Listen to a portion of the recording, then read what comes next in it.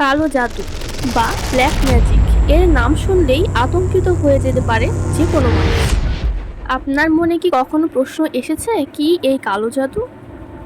আপনি কি কখনো এমনটা অনুভব করেছেন কেউ যেন আপনাকে অনুসরণ করছে, অথবা কোনো অদ্ভুত কণ্ঠস্বর, অথচ চারপাশে কোনো অস্তিত্ব নেই?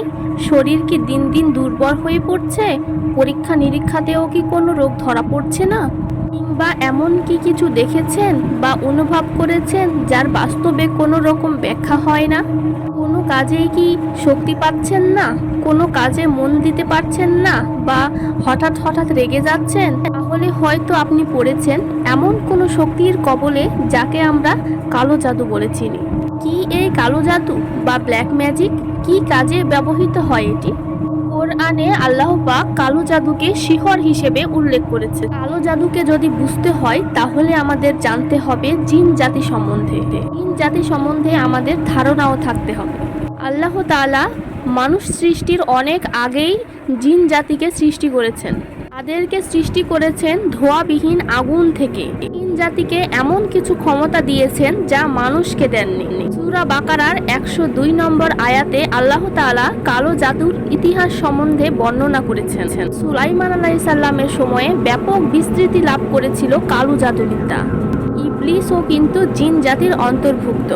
জাদু করা হয় মূলত মাধ্যমে। বিশিষ্ট আলেম এই মুহূর্তে আমার ভিডিওটি যারা দেখছেন অবশ্যই ভিডিওতে একটি লাইক করে যাবেন।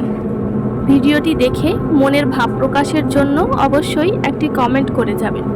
পাশে থাকার জন্য চ্যানেলটিতে সাবস্ক্রাইব করে নোটিফিকেশন বেলটি অন করতে ভুলবেন না।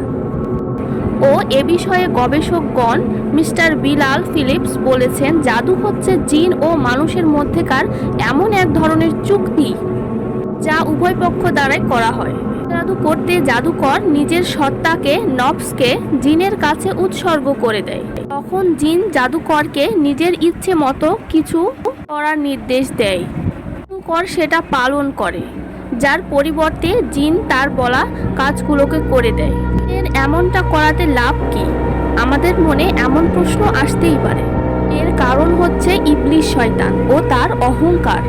সে বলে, দেখো আল্লাহ, আমার থেকে শ্রেষ্ঠ যাকে বানালে তুমি, মানব জাতি, সেই আজ তোমার কথা মানছে না, কুফরি করছে, জাহান্নামের পথে যাচ্ছে, শয়তানের কথা মানছে।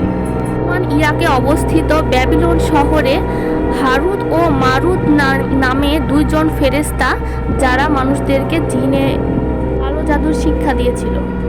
তারা যখন মানুষদেরকে জাদুর শিক্ষা দিয়েছিল তখন বলেছিল, তোমরা এটি শিখো না, এটি আল্লাহর তরফ থেকে একটি পরীক্ষা।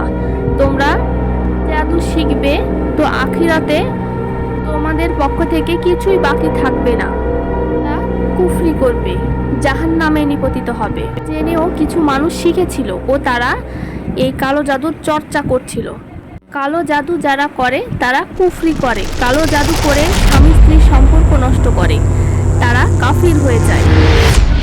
কালো জাদু মূলত করা হয় মানুষের পরিত্যক্ত কাপড়, নখ, দাঁত ও চুল দ্বারা সংগ্রহ করেই তারা কালো জাদু করে থাকে।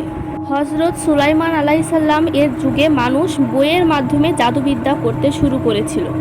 তখন হযরত সুলাইমান আলাইহিস সালাম সকল বইগুলোকে বাজেয়াপ্ত করে নিয়েছিল, যেন মানুষ এই বইয়ের মাধ্যমে জাদুবিদ্যা করে মানুষের ক্ষতি সাধন করতে না পারে। কিন্তু সুলাইমান নবীকে আল্লাহ তাআলা বিশেষ কিছু ক্ষমতা দান করেছিলেন, কিন্তু সেগুলোকে মানুষ মনে করছিল জাদুবিদ্যার প্রয়োগ।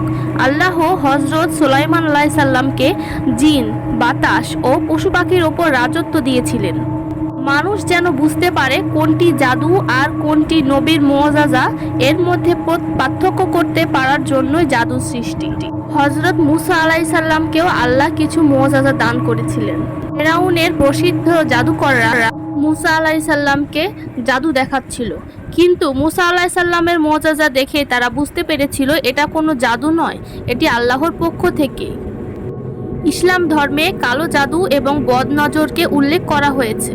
এটি রয়েছে, এটি থেকে বাঁচার জন্যও বিভিন্ন ধরনের উপায় কোরআন মাজিদে আল্লাহ তাআলা দিয়ে দিয়েছেন। আজকে এই পর্যন্তই। আল্লাহ হাফেজ।